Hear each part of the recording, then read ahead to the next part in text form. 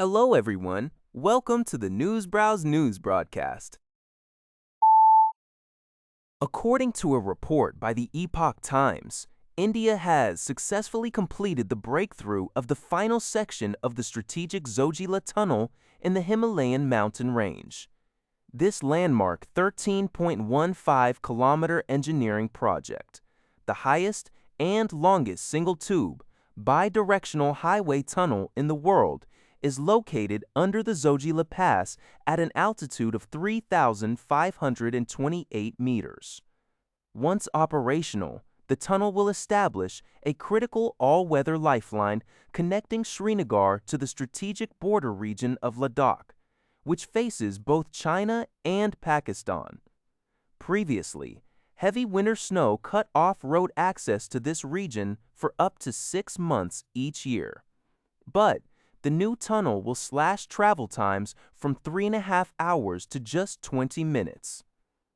This development significantly enhances the Indian military's troop mobility, logistical efficiency, and year-round deployment capabilities near the Chinese border, following heightened tensions since the 2020 border clashes.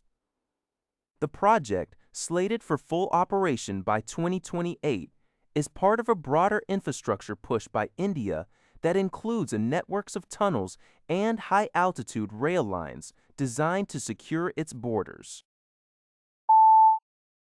According to CBS News, U.S. District Judge Emily Marks has issued a permanent injunction blocking the state of Alabama from executing death row inmate Jeffrey Lee, 49, using nitrogen hypoxia.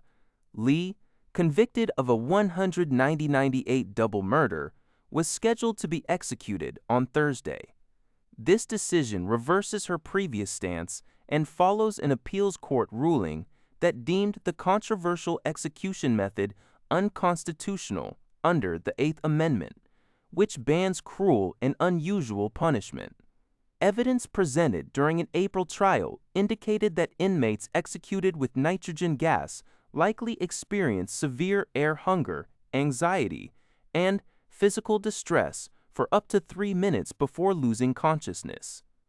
Judge Marks noted that this time frame is constitutionally intolerable. As a feasible alternative, Lee proposed a firing squad, which the judge accepted as a viable method that significantly reduces the risk of serious pain, despite not being officially authorized in Alabama. The Alabama Attorney General's office intends to appeal the ruling. While nitrogen hypoxia has been used in Alabama and Louisiana, the case is likely headed to the U.S. Supreme Court, which has never previously declared a capital punishment method unconstitutional.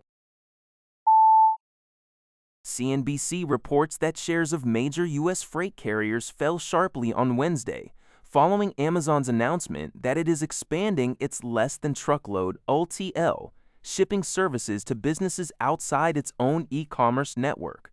Under the expanded Amazon Supply Chain Services program, the company will offer LTL transportation to any destination in the United States, representing a direct challenge to established carriers.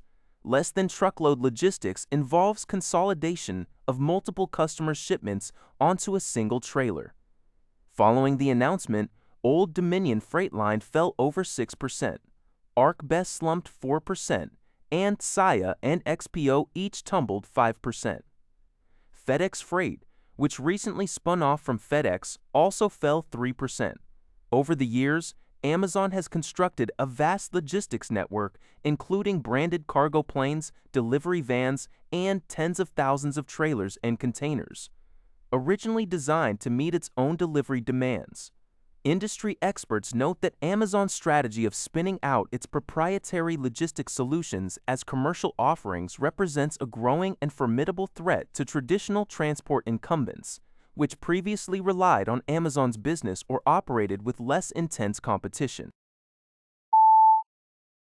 According to Liberty Times, Chen Yujian, the deputy mayor of Shanghai and a member of the municipal government's party leadership group, has been placed under investigation. The Communist Party's Central Commission for Discipline Inspection, CCDI, and the National Commission of Supervision announced that Chen is suspected of serious violations of discipline and law. Following the announcement, his official profile was removed from the Shanghai government's website. Chen, born in 1970, had previously served in various key roles, including as the party secretary of Minhang District, before being promoted to deputy mayor in December 2023. Reports indicate that Chen was previously accused in 2019 of serving as a protector for LionB Finance, a P2P lending platform that collapsed in 2018, causing losses of over 12.5 billion RMB for more than 1 million victims. Additionally, Chen's former colleague, Wang Shangyang, a former deputy head of Minhang District, was investigated in late 2024 and sentenced to 11 years in prison for bribery in April 2026. Chen's fall marks another high-level casualty in Beijing's ongoing anti-corruption campaign. According to Zojila Press, Malaysian Prime Minister Anwar Ibrahim met with Japanese Prime Minister Sanae Takaichi in Tokyo on Wednesday. During the meeting, Anwar expressed Malaysia's utmost commitment to ensuring a stable supply of liquefied natural gas, LNG, and oil-related products, such as medical gloves, to Japan. Malaysia currently accounts for approximately 15% of Japan's total LNG imports. At a joint press conference following the talks, Takaichi highlighted their shared determination to deepen bilateral relations. Anwar also expressed his consistent support for the free and open Indo-Pacific initiative advocated by the Takaichi administration. In addition to energy security, the two leaders agreed to reinforce supply chains for critical minerals and voiced concerns over arbitrary export restrictions, keeping China's economic pressure in mind. They also agreed to launch the Japan-Malaysia AI platform to foster cooperation in artificial intelligence. Finally, Takaichi and Anwar exchanged views on regional security, including the situations in the East and South China Seas, where China has been expanding its maritime presence, as well as developments in the Middle East. That's all for this video. Thank you for watching. See you in the next video.